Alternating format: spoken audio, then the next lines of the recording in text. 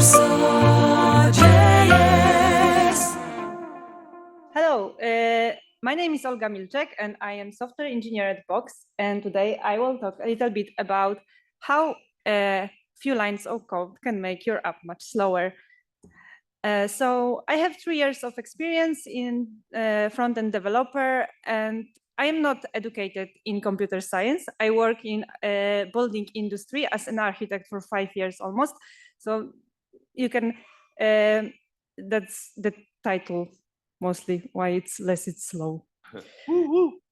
So who of you knows what time complexity is? Okay, it's a few of you. So for those of you who doesn't know, here is some Wikipedia definition, but you know, it's not about knowing definition. It's not about knowing what is it. So it's how many process operation will be executed for a given time, and this will give us the time of the application, of the execution. Okay, and some of you maybe can ask the question, should the front-end engineers even care about the time complexity? And I will say that that depends. Usually not, because most of the operation which we do are not very often. So we don't need to care so much about the performance, more about the readability of the code. But for example, there are the situation when we calculate something each time frame, and then the times matter.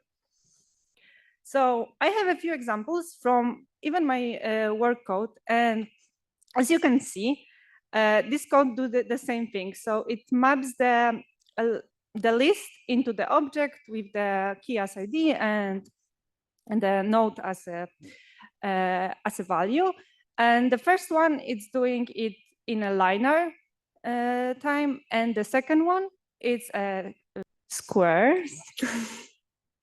Yeah, I forgot the name in English. So as you can see, the second one, it's more sexy, and I think it's more JavaScripty, but in the end, it will be much, much slower than the first one.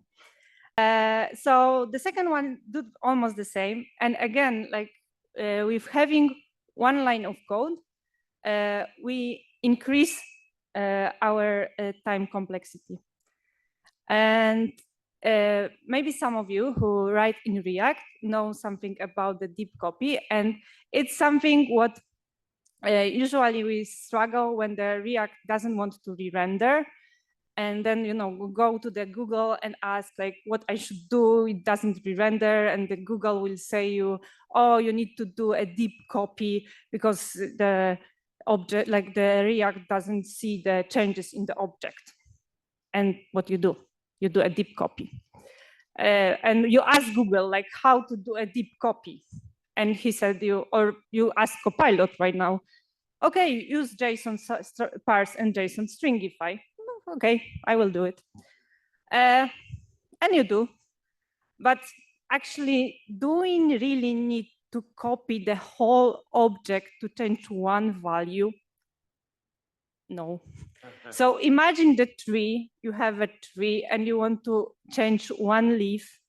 So you can change only the branches which are going to this leaf, and that's what the second code does. So using recurrency, which seems to be slow, in that case, it will be much faster than the solution with a deep copy, which is like few lines of code. I can show you the examples, like how it's actually make the difference. So first of all, we have the JSON modified copy, so the code which you saw. And this is like really, really huge tree. I hope no one of you will never see such deep tree in your life ever. But this is to make this example like more meaningful for you. So let's try it. So we want to change one value. It takes some time. But some of you will say, okay, but we have Lodash deep copy. We should use Lodash deep copy instead of this slow and stupid JSON, which is like why. Okay, so try Lodash.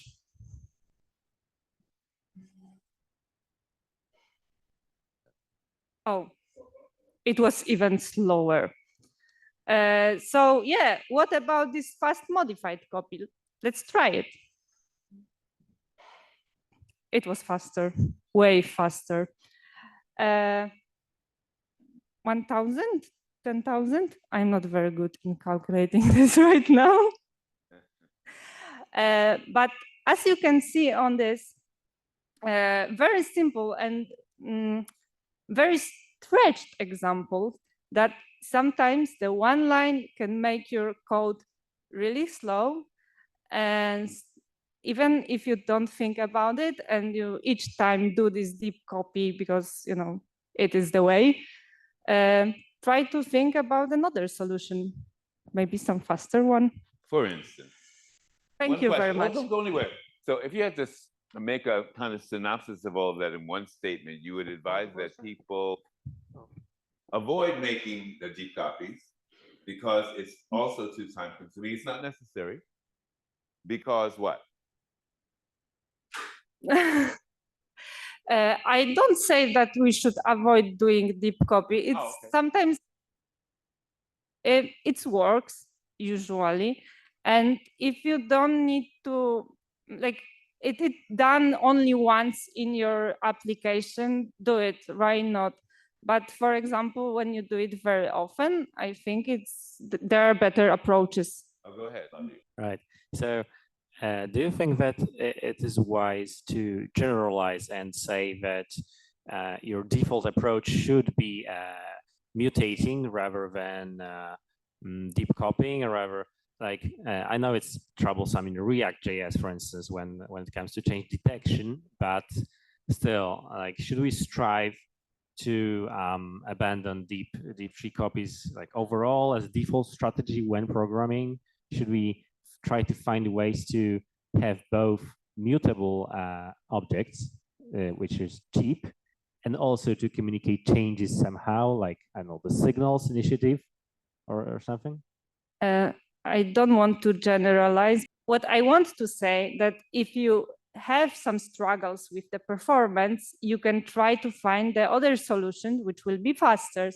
And as you see, it's not that we are modifying the object, we are copying it, but not in the way of deep copy. So the part of the object which were changed, there are no new reference to this object, only the part of the object which were the same, stays the same, are the shallow, done as a shallow copy. Olga, thank you so much, Olga. Thank you very much. Thank you. Warsaw.